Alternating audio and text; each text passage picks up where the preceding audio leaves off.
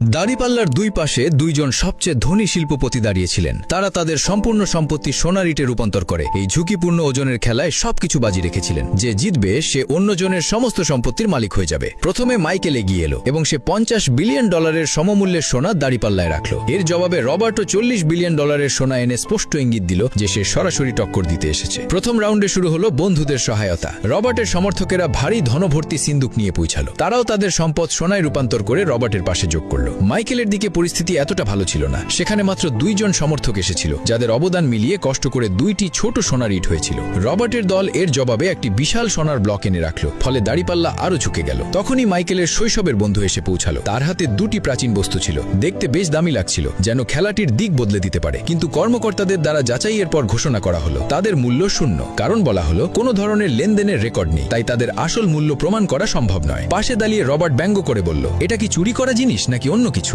Michael এই অপমানও শান্তভাবে সহ্য করল। তার বিশ্বাস ছিল তার ব্যবসায়িক অংশীদারও এখনো আসবে, যে নিজেও একজন বিলিয়নার। অবশেষে সেই অংশীদার এসে পৌঁছালো এবং সে সরাসরি 3টি ঠেলায় বোঝাই করা ভারী সোনার ইট নিয়ে এলো। মাইকেল আনন্দে লাফিয়ে উঠল, কিন্তু সবাইকে স্তব্ধ করে দেওয়া মুহূর্ত তখন এলো যখন সেই অংশীদার সরাসরি রবার্টের প্ল্যাটফর্মের দিকে ঘুরে গেল। পুরো হলে নীরবতা নেমে এলো। কেউ নিজের চোখকে বিশ্বাস করতে পারছিল না। মাইকেলের বিশ্বস্ত সঙ্গী শেষ মুহূর্তে তার থেকে মুখ ফিরিয়ে নিয়েছিল। রবার্ট সহজভাবে বলল, তার বিরুদ্ধে আমার কাছে কিছু পুরনো প্রমাণ আছে। সামান্য চাপই বড় প্রভাব ফেলতে পারে। বাধ্য হয়ে সেই অংশীদার রবার্টের কথা মেনে নিল এবং চুপচাপ সেখান থেকে চলে গেল। এদিকে মাইকেল নিজের চেয়ারে ভেঙে পড়ল। বন্ধু সহায়তা রাউন্ড শেষ হলো এবং এখন